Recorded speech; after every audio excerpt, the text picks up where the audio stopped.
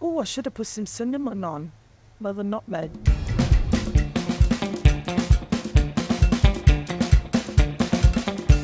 My earliest memory of cooking was a lot of trial and error.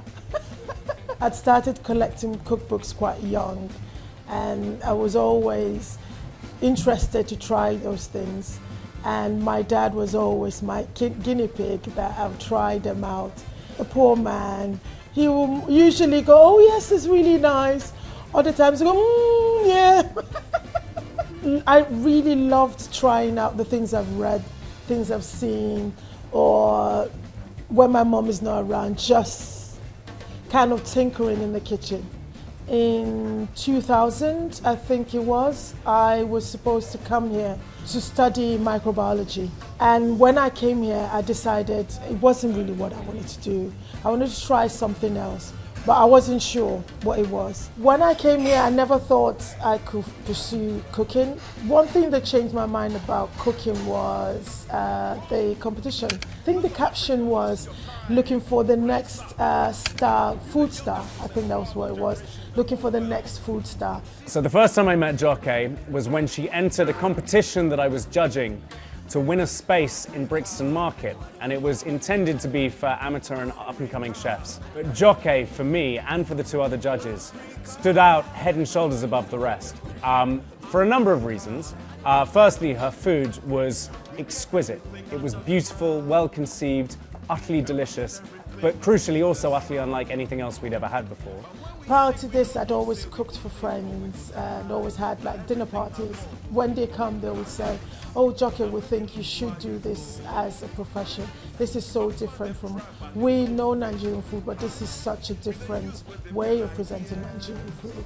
If you haven't tried Nigerian food before, you're missing out. It is taste tantalizing. It's got the sweet, the smoke, the spicy, the nuts, the this, the that. It's got everything to get you on the right level, you know?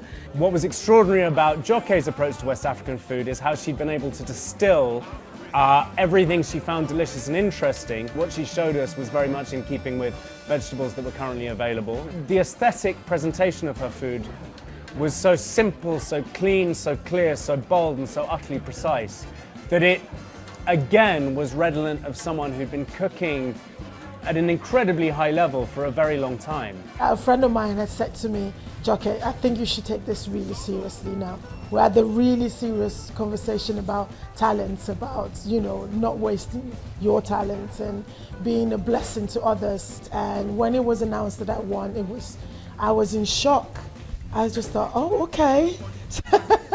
I think Joké started to get proper recognition within the hospitality industry once she got her review from Jay Rayner. And that obviously put her on the map, even though she was in a small space in Brixton. And that's when people started hearing about her and going to eat her food.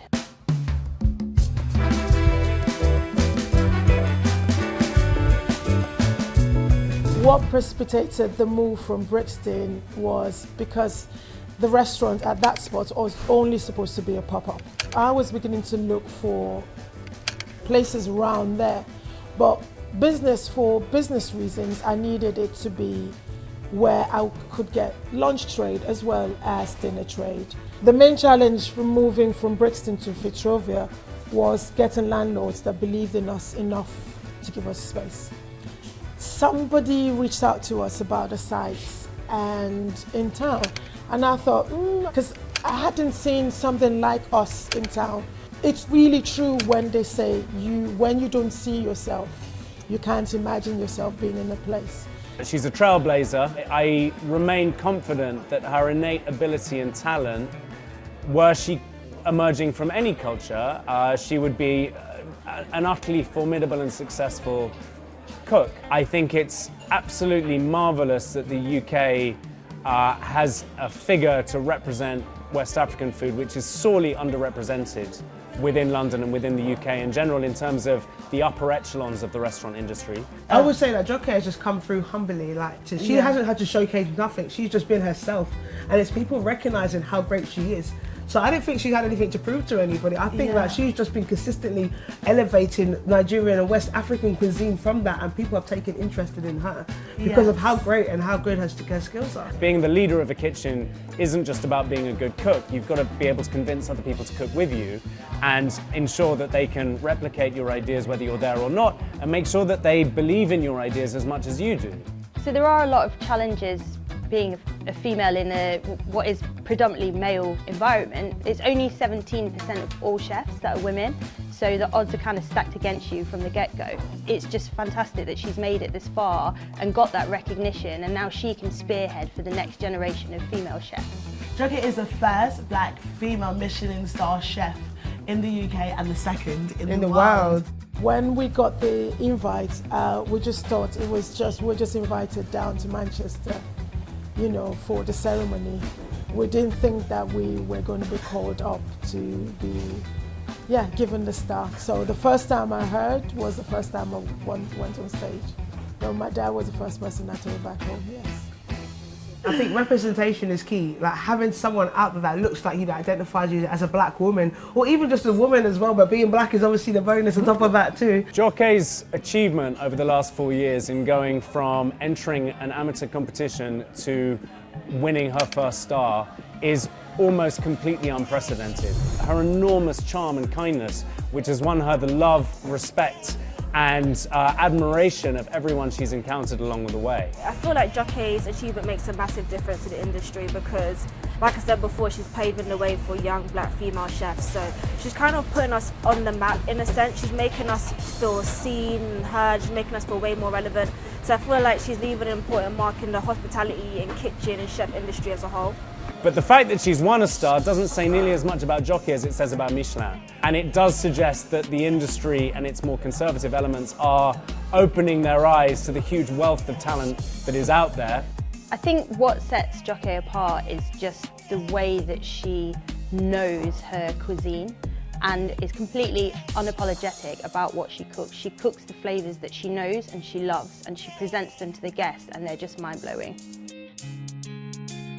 When people say I'm a trailblazer for African food, there's a sense of pride, there's a sense of accomplishment, and there's a sense of also, yes, then other people can do this as well. One advice I'd give to people that are self-taught coming into this industry and being female is to just believe in yourself. And whatever, read a lot, eat out a lot, experiment a lot. Just keep pushing, it will be all right in the end. The 3 words that I would use to describe Joké are inspiring, invigorating and infectious. Joké, like her cooking, is deep, is magnificent, is generous, and utterly wonderful on almost every level. If I can describe Joké in 3 words, it's inspirational, sensational, and incredible. She's a beautiful woman.